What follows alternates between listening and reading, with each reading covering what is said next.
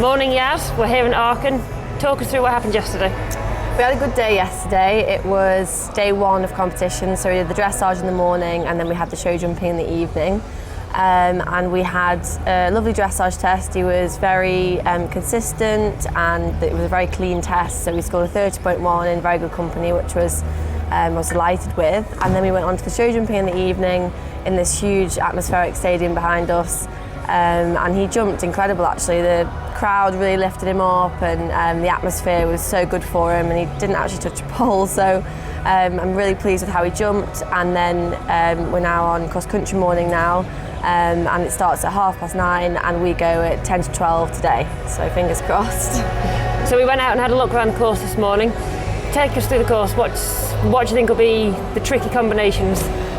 So we start off obviously out the start box. Fence 1, 2 and 3 are fairly simple fences just to get you going in your rhythm. And then the real questions start when we get to fence 4AB, and we've got sort of a roll top on a mound running 4 strides down to a skinny. So that should be a nice first question to sort of get them looking for the flags and forward thinking. And then we move on to fence 5, which is a set of rails just before the water.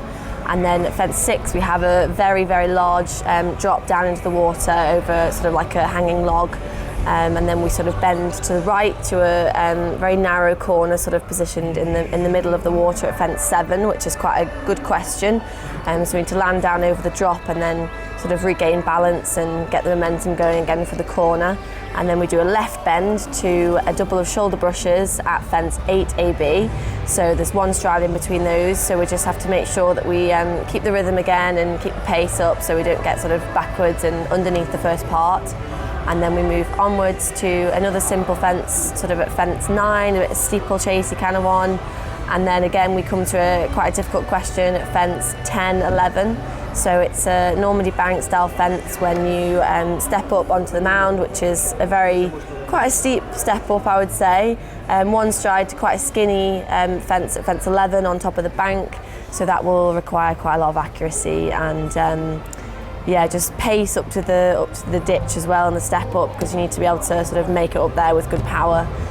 So we land over fence 11 and do a sweeping left turn to a gate at fence 12. And then we do a sweeping right bend to a double of gates at fence 13AB. So that's quite an intense sort of section up there.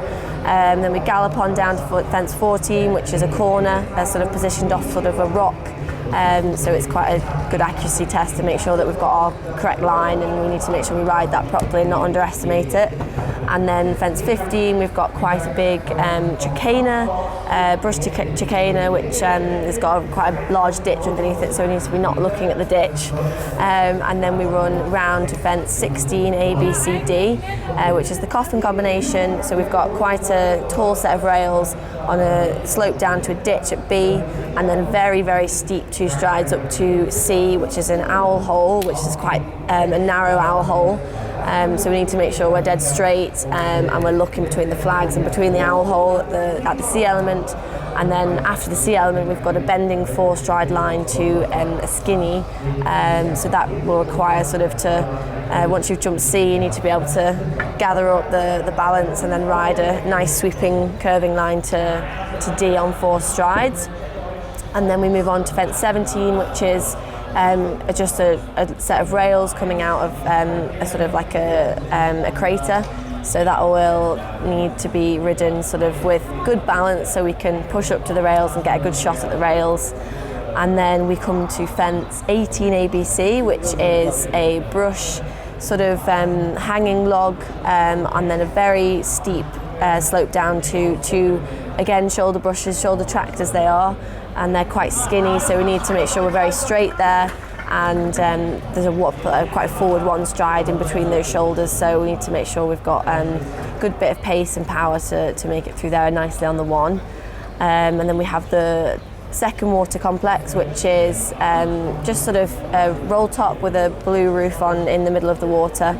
So a little quick splash through there, over the table at 20, and then we come to the corner combination sort of towards the end of the course now, so hopefully there'll be well thinking forward by this point and looking between the flags. So we've got a orange set of rails. Just before the orange set of rails, we've got quite a cool little like platformy thing to go under.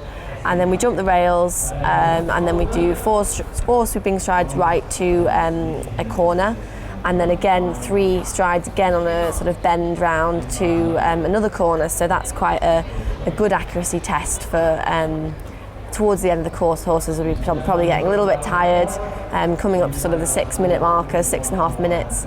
But then we run into the main arena, which should hopefully give them a bit of a boost, and it would just sort of light them up a bit, hopefully. And then we go to the flower box in the main arena, so that's at fence 21, I think, yep, 21. And then we have the last water complex, which is sort of a drop into the water and a splash out sort of thing. It's a water splash, which would be nice for them to get their feet wet again, a bit of cool them down. Exactly. And then we have the last combination on course, which is a corner, but quite a tight corner actually, especially for the end of the course, brush corner, and we need to make sure we're really good on our line there because it's quite a long 3 strides to the skinny at B, and then we have a very short distance to the last fence and then through the finish. So it's quite an intense course with lots going on, but hopefully by the time they go around they'll sort of gain confidence and things, and yeah. Because a couple of the fences have got driving obstacles around them as well. Could that distract any of them? Yeah, definitely. I think there's lots to look at here. It's not just the fences you've got to worry about, it's almost like the atmosphere and the all the obstacles around it, the show jumps and the driving fences, so there's definitely plenty to look at for them. Any fencing, any particular that worries you, or things that you need to just sit back and... No, I think the whole course needs good attention, if that makes sense. It's definitely not one to be sort of underestimated. Yeah, so I think we'll have to be on the ball the whole way around.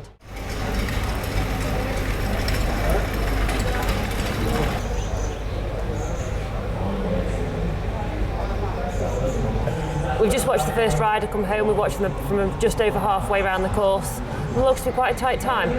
Yeah, I think it'll end up being quite tight. Not many people usually would get the time here.